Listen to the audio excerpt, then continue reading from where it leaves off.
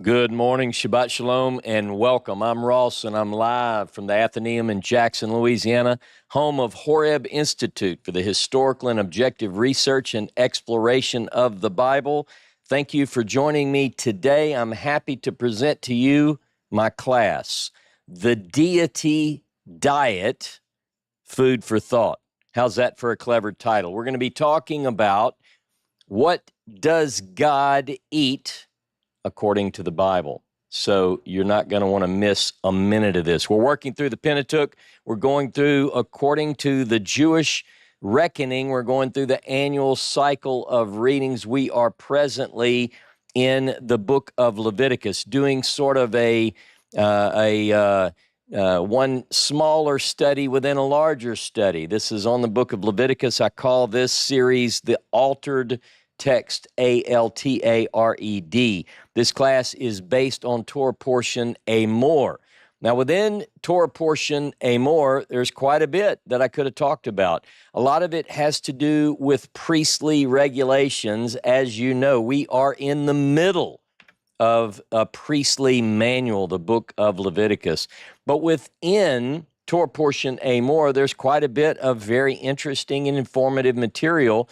And one of the things that I think most people tend to favor, I know I have over the years whenever I hit Torah portion Emor, is to focus not on chapters 20, 21, 22, but quickly bring the viewers, the students, the fellow students along with me and jump right into Leviticus chapter 23, where we begin to study the festivals. But everybody's doing that.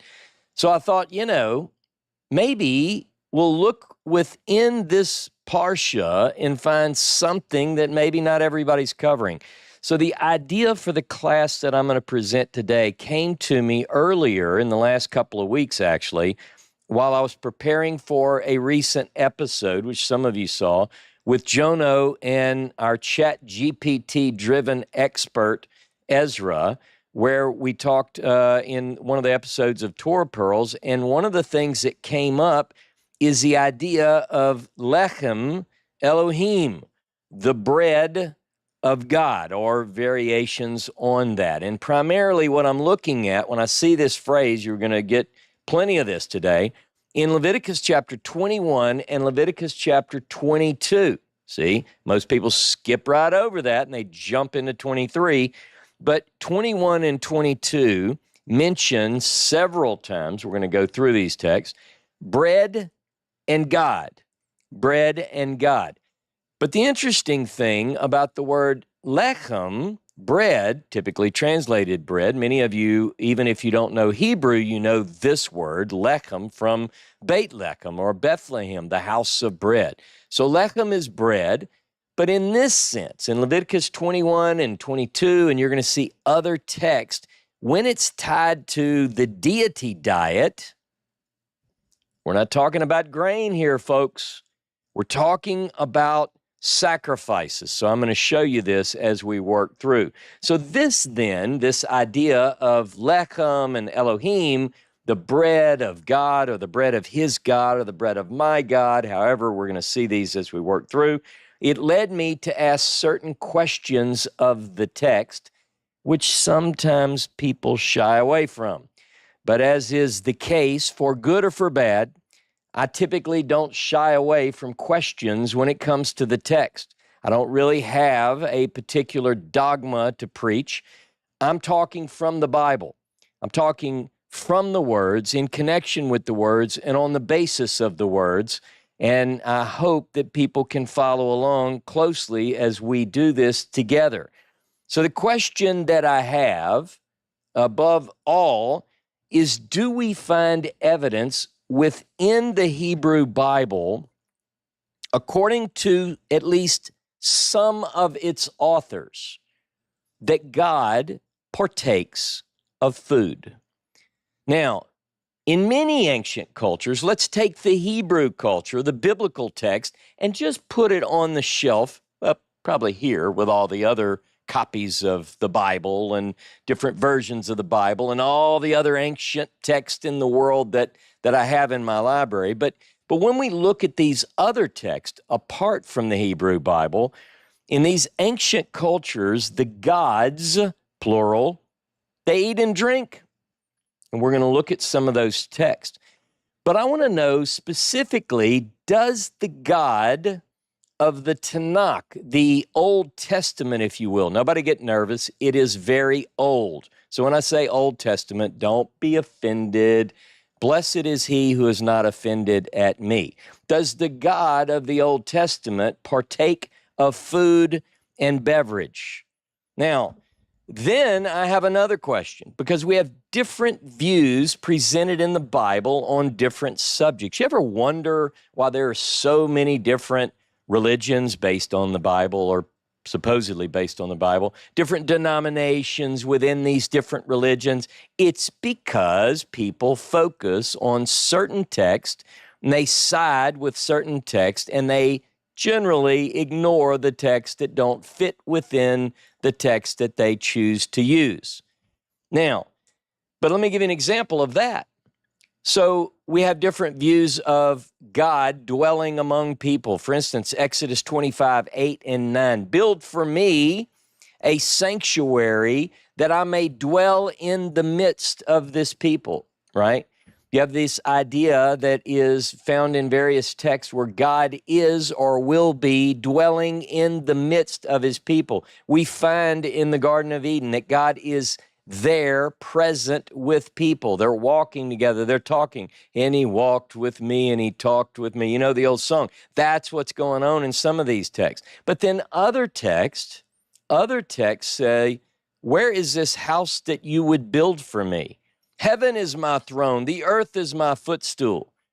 How about 1 Kings? That's Isaiah. But how about 1 Kings chapter 8, where it says, the heaven of heavens can't contain? How much more the idea that this house that I have built, says Solomon, could contain God? So we have these different views. We have different views not only about the temple, but what about seeing God? We have text where Exodus 24, and they saw the God of Israel, and they did eat and drink. Now, I know some people are saying, well, the Hebrew there pretty much indicates it's a vision. They didn't physically see him. Well, people are torn, because in some text it says that God is seen, was seen, can be seen. And then other texts say, no man can see me and live. It depends on which author we're reading. The Bible contains different opinions, alternative truths. So here's a class description for you. For today's class, the Deity diet, food for thought. The Bible frequently mentions altars, offerings, and sacred meals, but what role does food play in the relationship between humans and the divine? Could the ancient sacrifices be more than ritual? Could they be food for God? A little food for thought. Are we ready? Now look, some classes are, classes are different. And this one deals with material that is not typically covered. So what we're going to do is we're going to go through quite a bit here, quite a few texts, and then we're going to go to an after-class discussion where you have an opportunity to bring forward perhaps your favorite verse from another author, another source, and we'll talk about those. So I want to begin with the verses that caught my attention initially. So we're going to be dealing with text in Leviticus 21 and 22. These are part of what we call H, according to the academic reckoning. It's part of the Holiness Code, which runs roughly from chapter 17 of Leviticus through 27. Some would categorize it from 19 to 27. But we're going to look at Leviticus, and I'm going to use my Torah tablet. So we're going to begin in Leviticus 21 and verse 6. 21 and verse 6, which is on page 135 in the Torah tablet. And let's see, 21:6 says the following.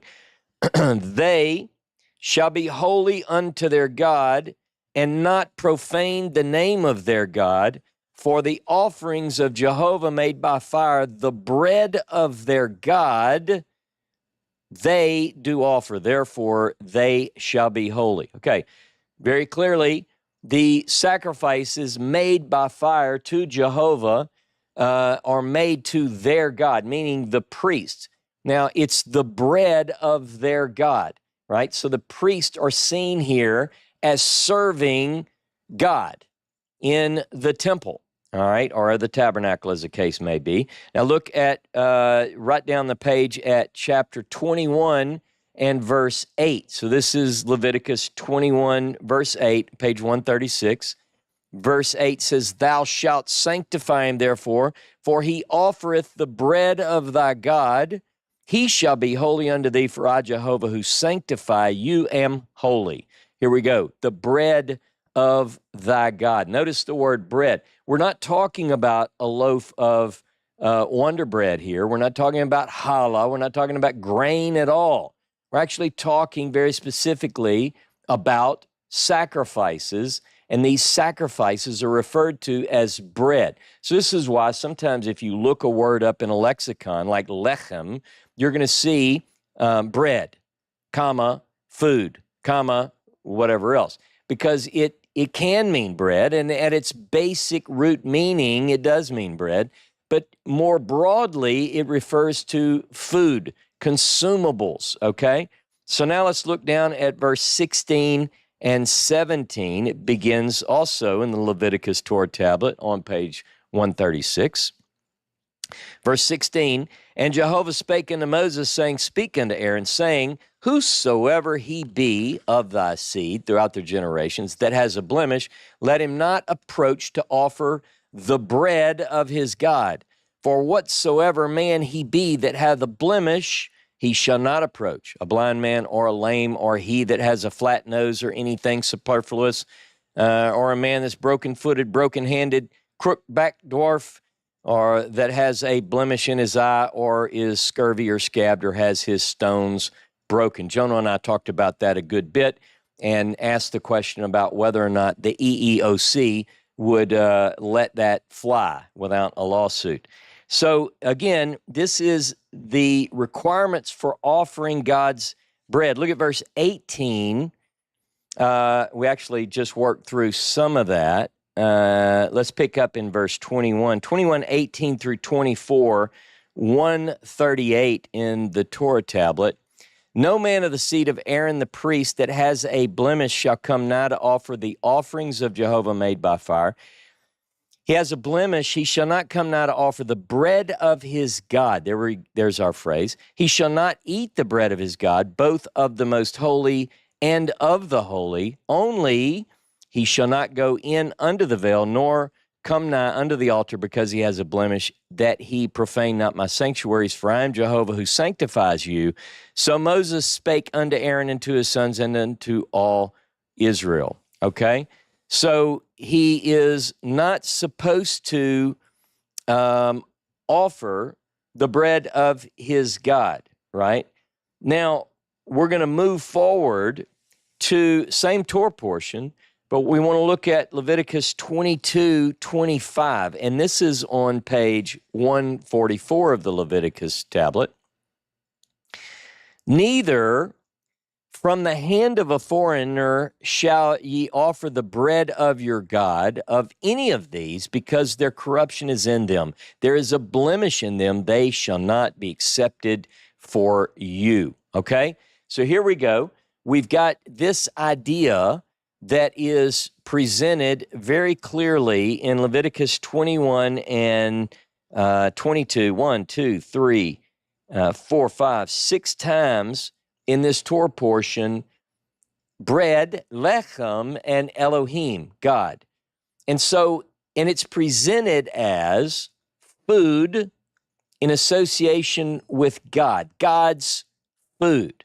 Now, this brings the question, is it thought of at least in these texts, according to this priestly material, is this suggesting that this food, that this sacrifice, that these sacrifices brought by the priest into the temple, or burned upon the altar, I should say, are these considered food for God. Now, a lot of people will immediately run to a couple of other texts and say, no, because it says here, meaning they will ignore these and the impact that these should have on us and side with another. They conflate two different ideas and come up with a singular solution. But we're going to look at this.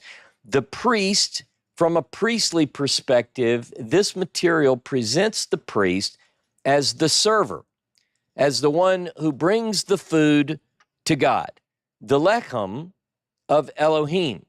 That is what we are to see from these texts, that God's food, or his due, is brought within his house, tent, temple, and so forth. Now we have other texts that associate bread and food.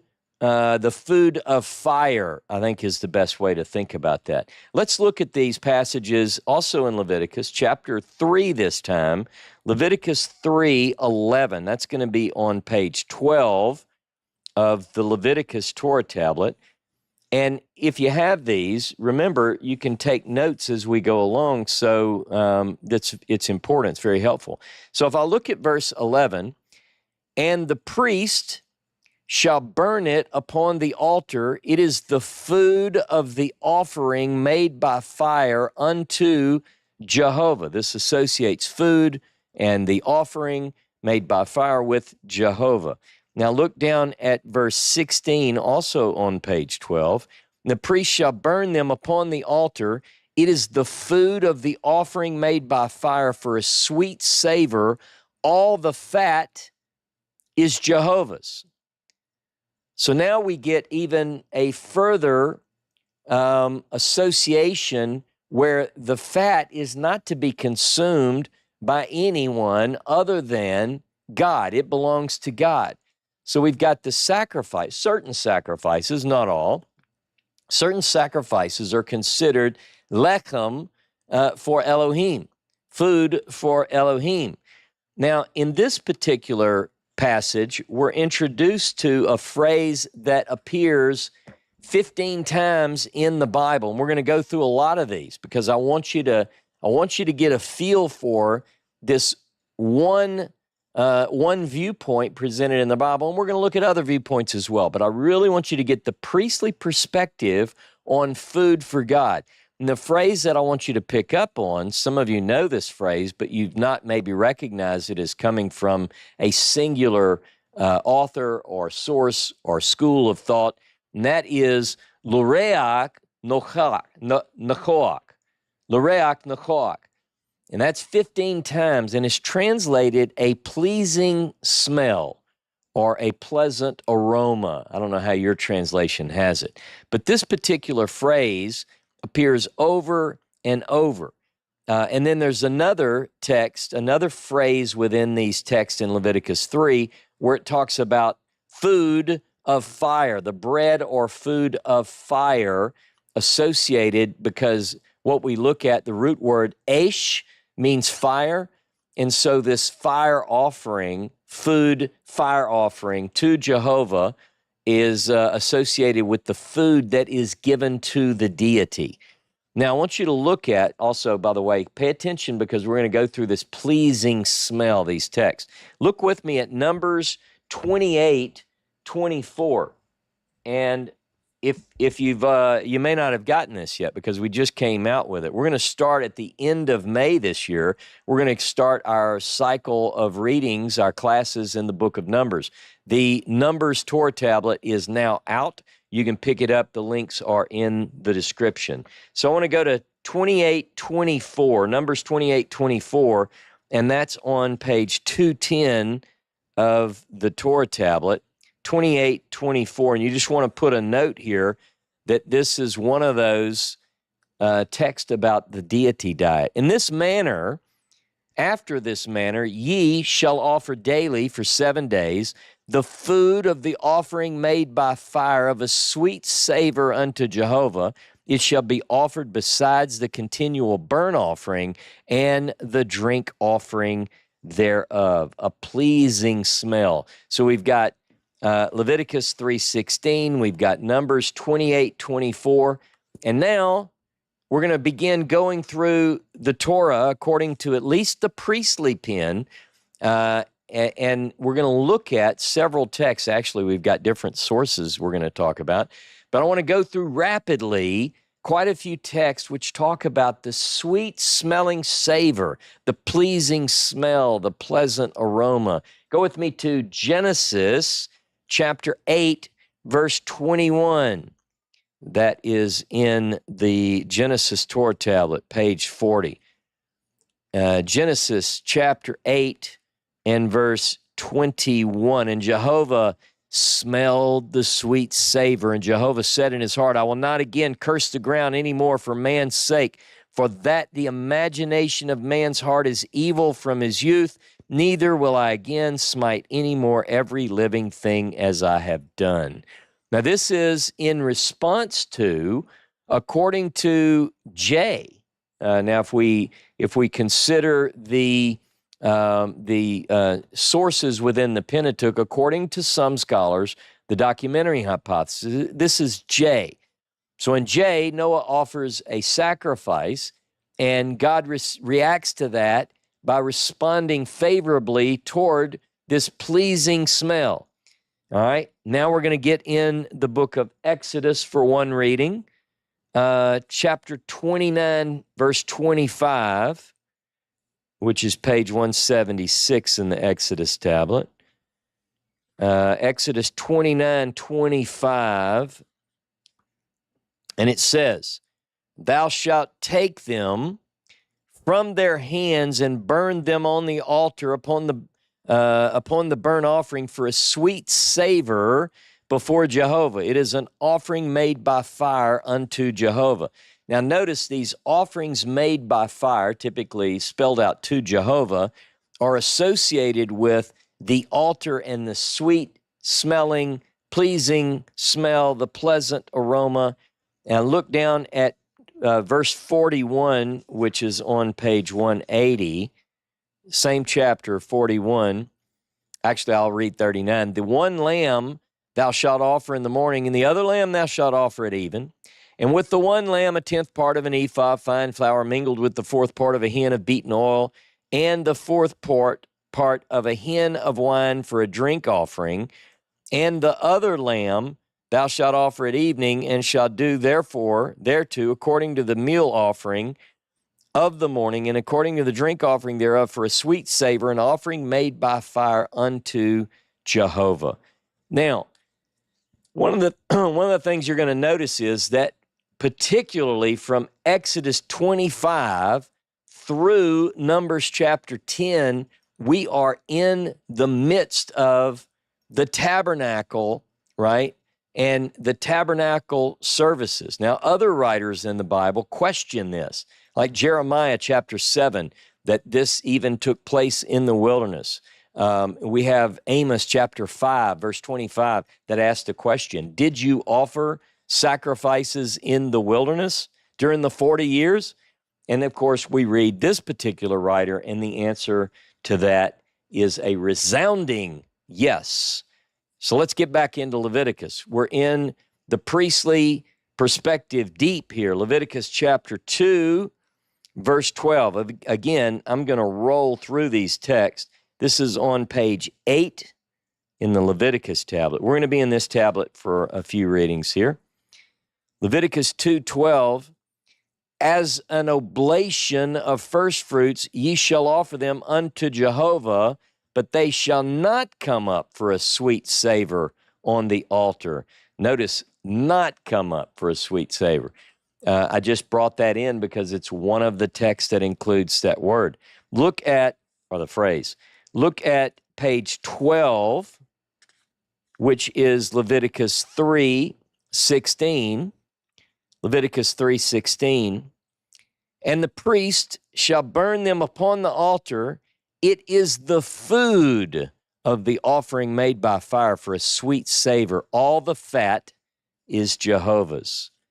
Chapter 4, verse 31 is going to bring us to page 20. Page 20 in the tablet, the Leviticus tablet, and Leviticus 4:31. And all the fat thereof shall he take away, as the fat is taken away from off the sacrifice of peace offerings. And the priest shall burn it upon the altar for a sweet savor unto Jehovah.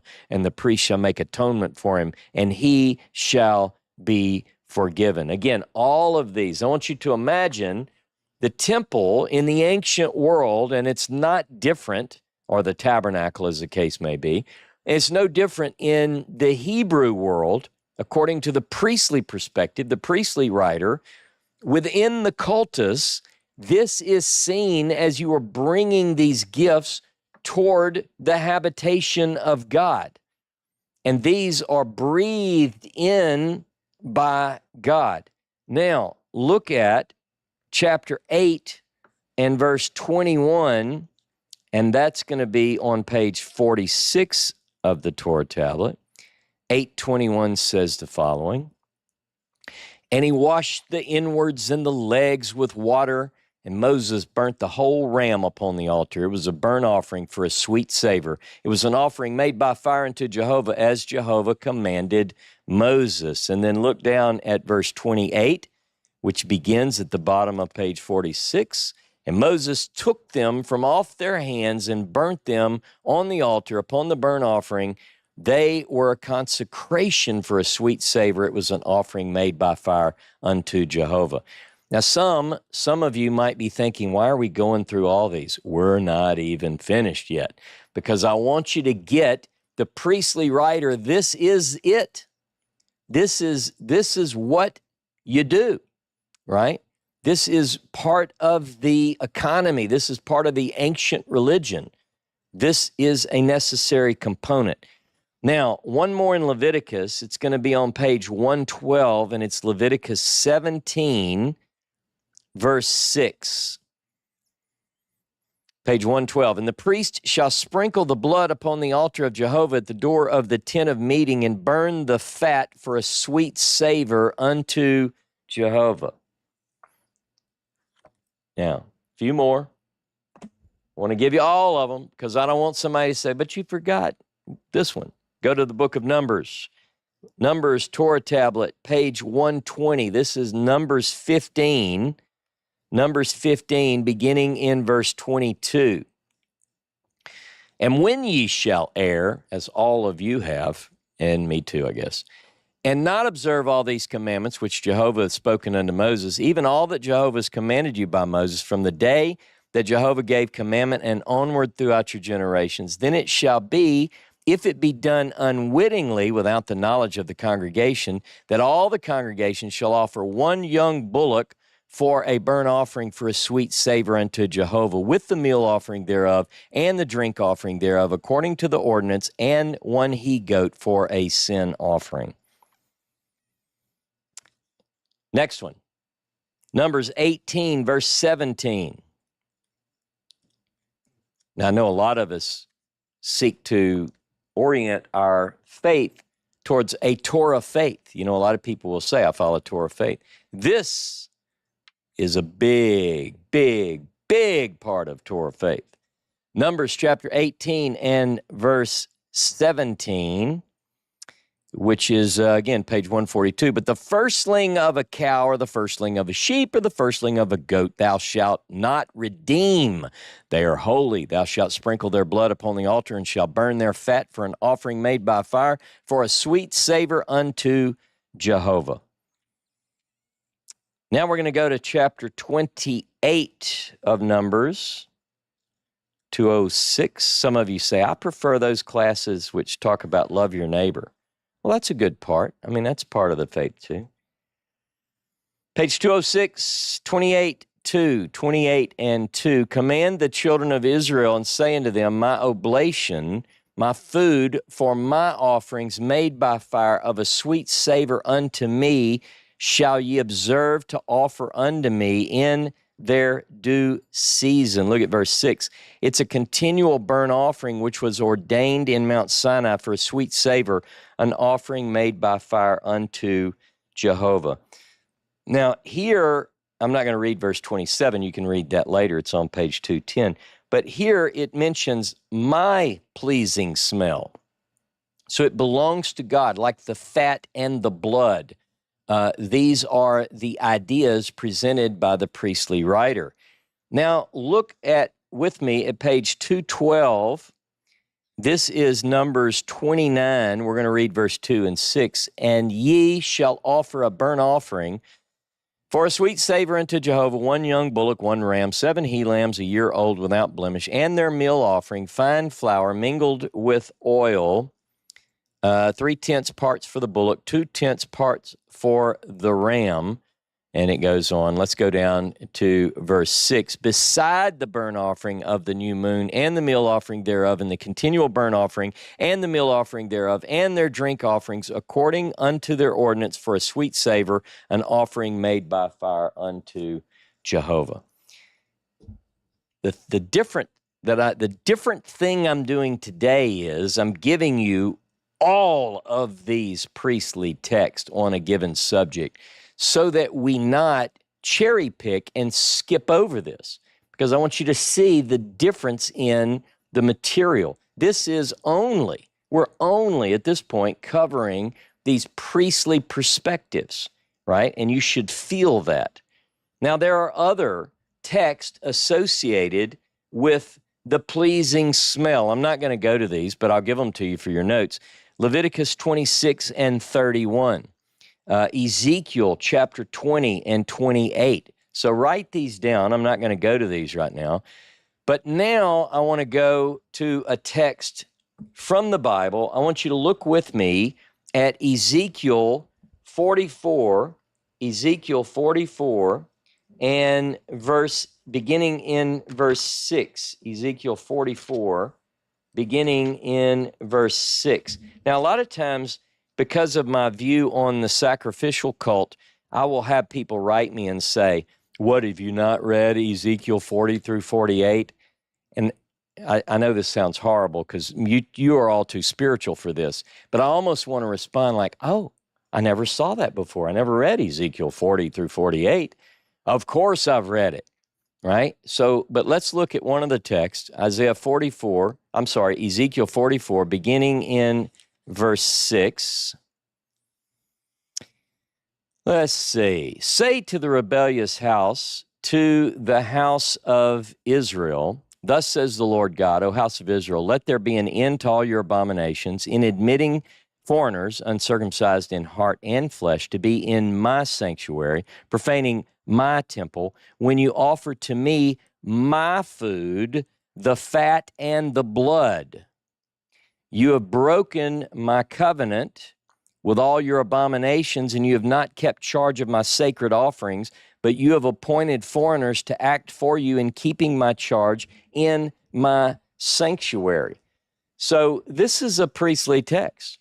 Remember, Ezekiel is Ben Buzi, the son of Buzi. He's a priest, and he's also part of the dispersion. But he has this vision, 40 through 48, of this temple. And here we are to read that God refers to his food as the fat and the blood. This, ladies and gentlemen, is the priestly world. This is the priestly world. Sacrifices are a pleasing smell. Fat, blood, and some of the sacrifices, not all, are turned to smoke, and these, according to the priestly perspective, are God's food. The altar, according to this same priestly perspective, is God's table, a place where God's food is consumed. So we read, for instance, we're not going to go there, but we read, for instance, in Malachi 1:7, it actually calls the altar the Shulchan Yehovah. The Shulchan is a table, Yod-Heh-Vav-Heh, the table of God. It's envisioned in the ancient world. This is not unusual. Now, we have other texts we're going to get to where you go, see, it doesn't mean that in the Hebrew. Well, no, it depends on what you read. But here also, Malachi chapter 1, verse 12, it doesn't say Shulchan Yehovah there, it says Shulchan Adonai. So the table of God, both of these are different ways to say that. And then you can look in your own time at Ezekiel 41 and verse 22. Now, there are other ancient Near East texts with similar motifs. It's not unusual to present an altar in front of or inside of a sacred space which is considered to be the place where God will consume that which his devotees bring to the God. I mean, the altar is considered the table in many ancient Near Eastern texts. But a lot of times in biblical understanding, people want to block that out and say, not so with the Hebrew Bible. And that is true with some texts, but not the text we're going over today. There are ancient Near East texts with these similar motifs, particularly the pleasing smell. And it even says that the smell, like when you throw the fat on the hot stone and it turns to smoke, the smoke is what attracts the gods. See, you want to bring the gods in. This is the ancient world. And so here's an example. Many of you have heard of the Epic of Gilgamesh. In the Epic of Gilgamesh 11, lines 160 to 169, you can look this up on the internet. You don't have to take my word for it. We don't have an Epic of Gilgamesh tablet, but Seth, write that down. We might want to do that later. The gods smelled the sweet savor. That sound familiar? They gathered like flies over the offering. And by the way, the offering in lines 160 to 169, it's a sheep. A sheep is sacrificed in the Epic of Gilgamesh, and the hero burns this offering to God, and it envisions, it wants you to, the reader, to see the gods came from like flies around the altar. And that's not the only one. There are plenty of other texts. I'll just give you a couple of examples. In the 18th century BCE Akkadian epic, right, we have also a story about the hungry gods are drawn to the smell of the sacrifices. We see it in the Ugaritic Baal cycle. You know, Baal, the Ugarit in the northwest of the land of Israel, there were some tablets discovered which introduce us to what I call the Bible of Baal, these religious texts of devotees of the god Baal. And there it talks about El, the Canaanite deity, one of the deities mentioned in these cycle readings, as hosting a banquet where the gods are eating and drinking. Now, we have all sorts of ancient texts which say that. So it's not a surprise that we see some of that appear within the biblical text. It's not surprising at all to me. Now, some biblical texts present God as eating in narrative, either hinted or directly stated. So let me go, if you'll come with me, let's go, like you don't even have to leave your chair, but come with me, like play like you're coming with me, and let's go to the garden. Let's go to the Garden of Eden, and I want you to look at Genesis chapter 2, verse 7 through 9. That's going to be on page 10 of the Torah tablet, Genesis Torah tablet, 7 through 10. And Jehovah God formed man of the dust of the ground and breathed into his nostrils the breath of life, and man became a living soul. And Jehovah God planted a garden eastward in Eden, and there he put the man whom he had formed. And out of the ground made Jehovah God to grow every tree that is pleasant to the sight and good for food, and the tree of life also in the midst of the garden, and the tree of knowledge, of the knowledge of good and evil. All right?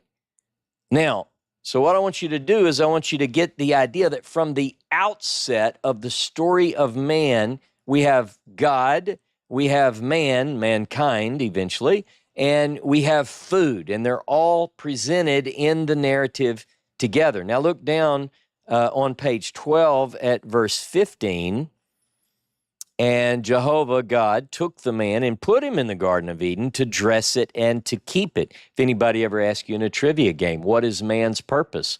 And people have all sorts of lofty ideas. Here it is right here. To dress and keep God's garden. We ought to be good environmental stewards. How about that? And Jehovah God commanded the man, saying, of every tree of the garden thou mayest freely eat, but of the tree of the knowledge of good and evil thou shalt not eat of it, for in the day that thou eatest thereof thou shalt surely die. Very plain. Don't eat it, because if you eat from it, mut tamut is what the Hebrew says. Dying, you shall die. On the day. That's what it says. Now, so we get that man is created to dress and keep the garden, and God puts man in the garden to dress it and keep it, and he gives him a diet. He says, look, you can eat from all the trees, but, and then he says there's these two trees. Now let's see if they can eat from them. Let's look at chapter 3 and verse 1. Chapter 3 and verse 1. Now the serpent, by the way, it's page 14. The serpent was more subtle than any beast of the field which Jehovah God had made. And he said to the woman, yea, hath God said, that's my serpent voice, yea, hath God said, you shall not eat of any tree of the garden?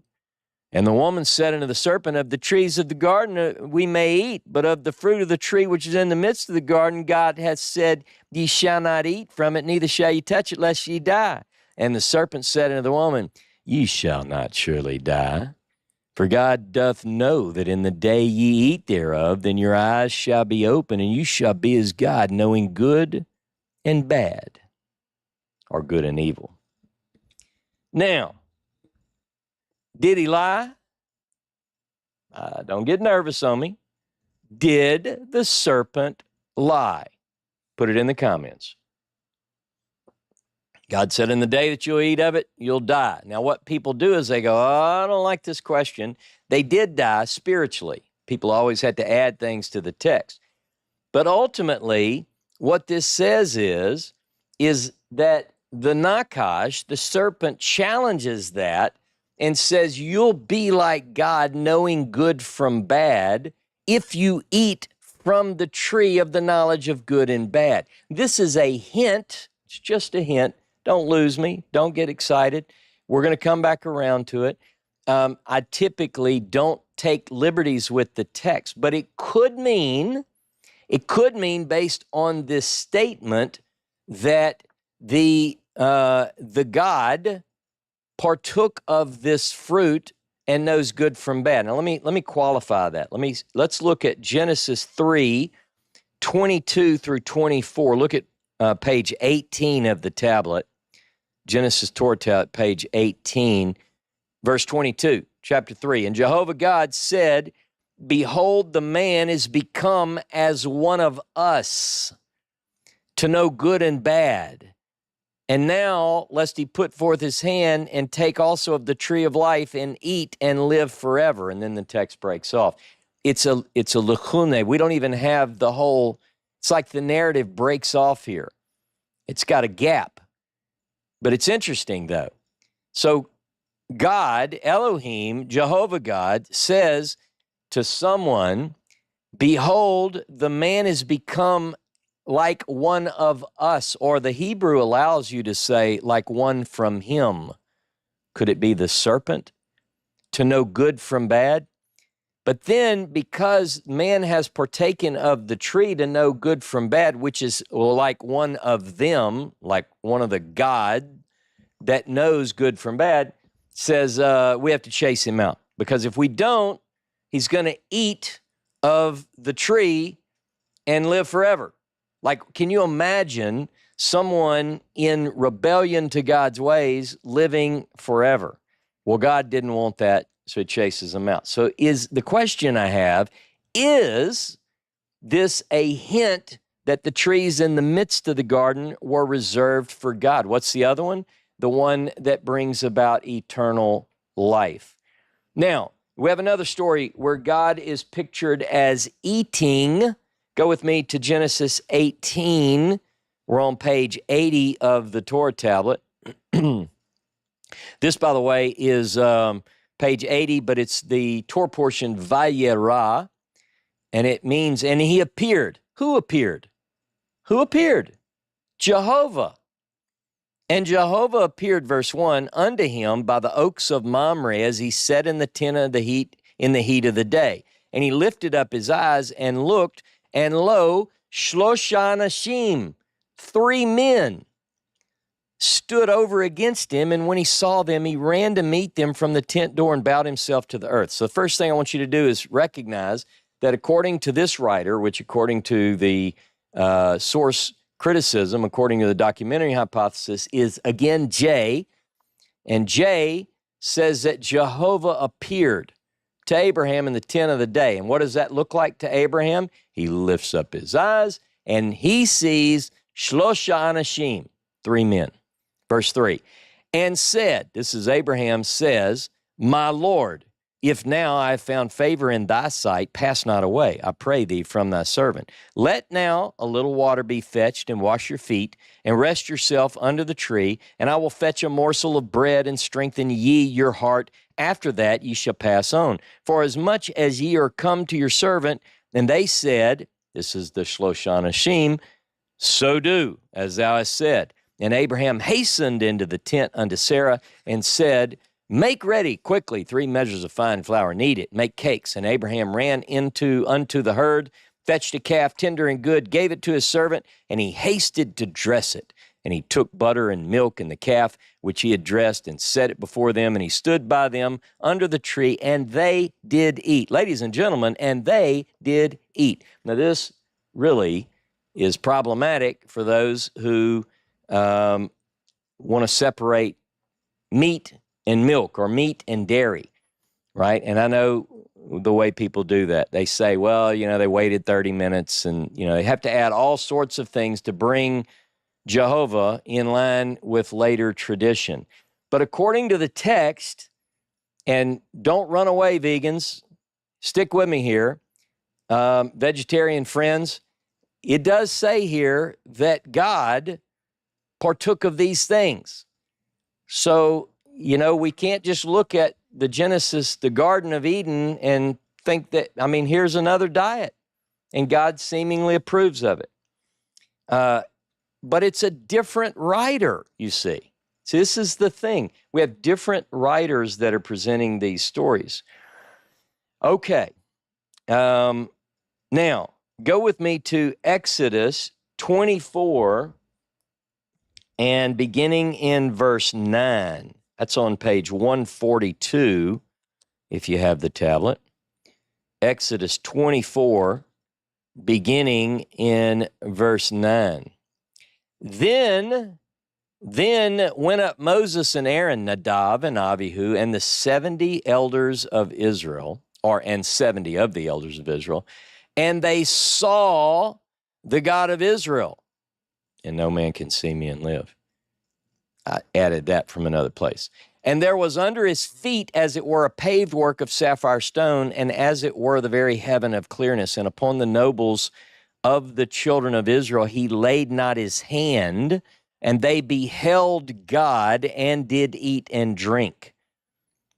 Now, I included this because it gives a view that is different than other passages, which suggests that God can't be seen. And I know what we can do with the Hebrew words. We can go there if you'd like in the after-class discussion.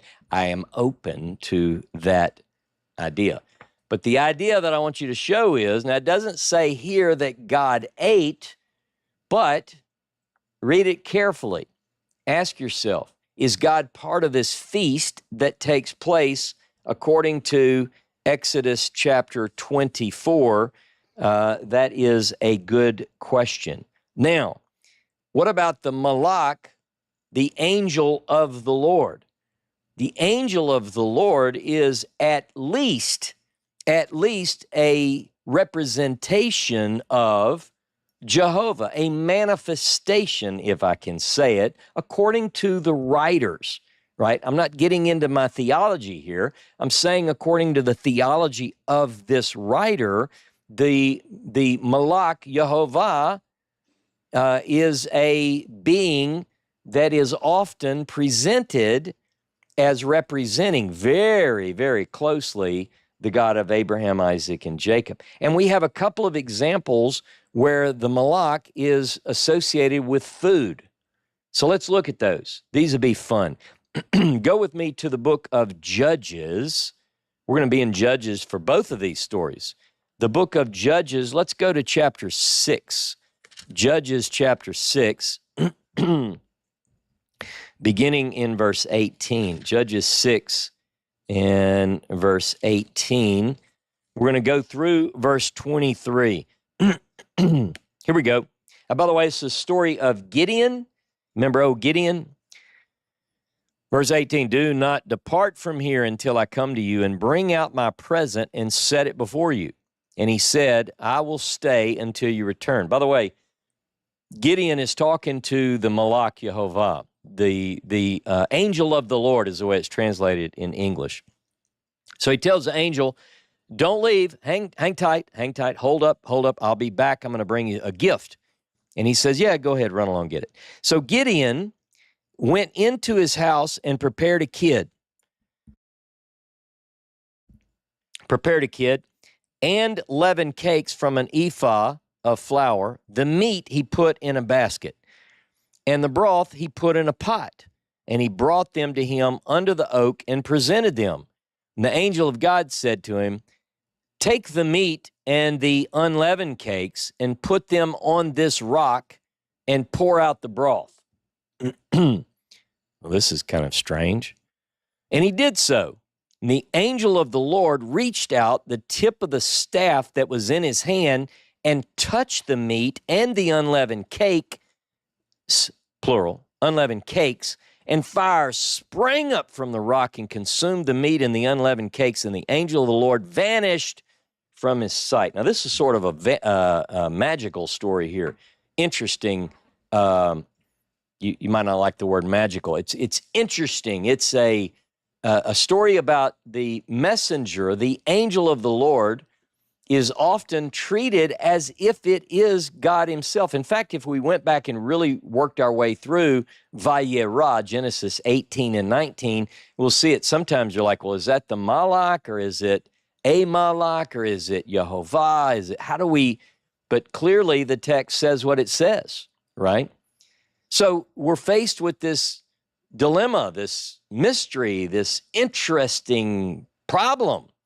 Here, the being from another world, I guess you could say, doesn't sit down and eat the meat and the matzah. In fact, in Hebrew, it's basar.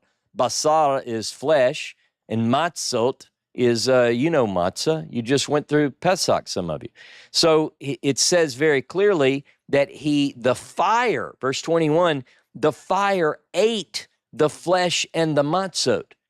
So in a way, this is a picture, an ancient picture of the way that some of these writers want you to envision the heavenly being consuming the offering. Fire is the consuming part. It's the way God eats. It's the way the divine being partakes of a sacrifice. And it says, I think in here, let's see what it said, vanished. He vanished from his sight. That's a little bit of a liberty in the NRSV. Actually, in the Hebrew, it's a little bit less magical. It says he walked from his eyes. So he kind of walked off. But there's another story also in Judges that is pretty fantastic. This is the story of Samson's parents. By the way, I just want you to know, if my mother's watching, thank you, Mother, because she's the one that really gave me this love for the Bible. And one of my favorite stories was the story of Samson. I used to love this story. You know, super strong Samson. What young boy doesn't want to be Samson when he grows up, right? So I love this story. Well, Samson's parents, remember his story. The story is Manoach and the wife, and she sees the man of God, and she tells her husband, and he's trying to catch up with this mysterious visitor. But this is the story where the Malak comes to talk to the parents of Samson to tell them, you got a baby coming, and here is the way it's going to go down. But I want you to go with me to chapter 13, Judges 13, and verse 15. We're going to start Judges 13, verse 15. Here we go. Manoach said to the angel of the Lord, the Malach Yehovah. It literally, by the way, it's in the construct state. So we say angel of the Lord or angel of Jehovah, but you could translate it the messenger Jehovah, the one that brings messages. And I know some of you your head blew up, but we'll talk about it more in the after class. Manoach said to the angel of the Lord, allow us to detain you and prepare a kid for you. And the angel of the Lord said to Manoach, if you detain me, I will not eat your food. But if you want to prepare a burnt offering, then offer it to the Lord. For Manoach did not know that he was the angel of the Lord. I love the way the scribes give us these little parenthetical parts where we know something that we wouldn't have known. So then it says, then Manoach said to the angel of the Lord, hey, what is your name so that we may honor you when your words come true? But the angel of the Lord said to him, why do you ask my name? It is too wonderful. Bad translation. I'll tell you in a minute what the angel's name was. He does tell him his name. Most people don't know it. But anyway, I'll tell you. So Manoach took the kid with the grain offering, and he offered it on the rock to the Lord, to him who works wonders. And when the flame went up toward heaven from the altar, the angel of the Lord ascended in the flame of the altar while Manoach and his wife looked on, and they fell on their faces to the ground. Then the angel of the Lord did not appear again to Manoach and his wife, and Manoach realized that it was the angel of the Lord. And Manoach said to his wife, we surely shall die, for we have seen God. But his wife said to him, this is the way wives often do. Come on, Manoach. I added that part. If the Lord had meant to kill us, he would not have accepted a burnt offering and a grain offering at our hands, or shown us all these things, or now announced to us such things as these. So in this story, the Malach Yehovah, the messenger of the Lord, the angel of the Lord, he didn't eat it. Similarly to what we saw in the other text in Judges, interestingly enough. Here, what he says is you put it on the rock and you're going to offer it to God, and it goes up in smoke, and then the Malach takes off in the smoke as well. Now, this is a bonus. You don't even have to pay for this. Put your checkbooks away. This is the name of the Malach. In English, what is your name so that we may honor you, verse 17, when your words come true? Notice it says in verse 18, but the angel of the Lord said to him, why do you ask my name? It's too wonderful. The word but is the conjunction vav, and it means and. And the angel basically said to him, why do you ask my name? It's Pele. His name is Pele, because Pele means wonderful. So there you have it, the name of the angel of the Lord. We'll talk more about that in the after class, though. Okay. In the ancient world, a world to which the biblical writers belonged, gods are drawn, or deity, or other beings from the other world are often drawn to the smell of burning sacrifices. The smoke on the altar rises to the heavens according to the priestly pen as a pleasing smell to God. Ugarit, Babylon, Egypt, altars, A-L-T-A-R, are tables. The priestly writers inform us that the fat is God's, the blood is God's, and the aroma of the burning sacrifices pleases him. Sacrifice, according to the priestly cult, was food for God. But another view, another voice, largely muted can be heard if we listen closely.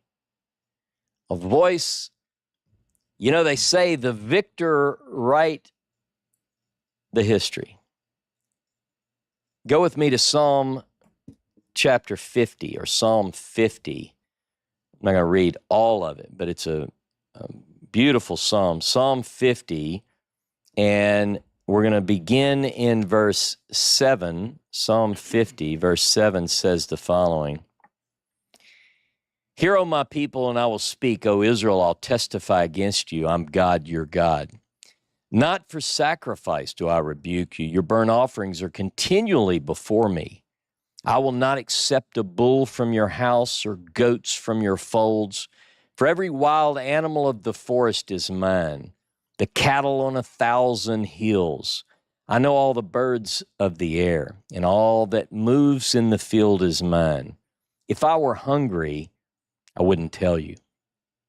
For the world and all that is in it is mine. Do I eat the flesh of bulls or drink the blood of goats? Offer to God a sacrifice of thanksgiving and pay your vows to the Most High.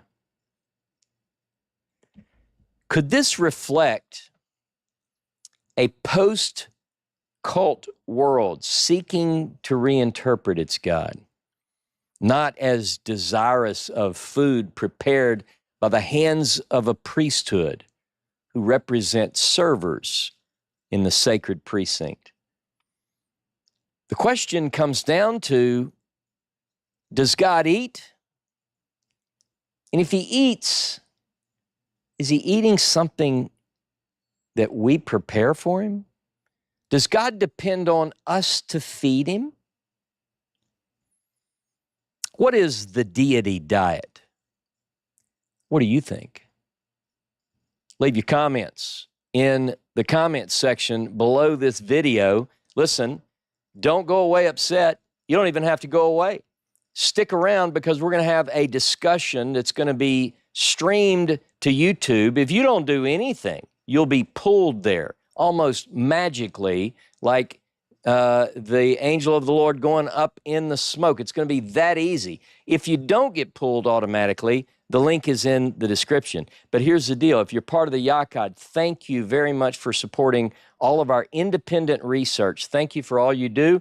You come with me into the Zoom call. We'll kick that off earlier. We'll bring the rest of the group in on Zoom. And so I want you to be there if you can. So stick around. Shabbat Shalom. Don't forget, by the way, two things real quick. Don't forget the Numbers Torah tablet. The link is in the description.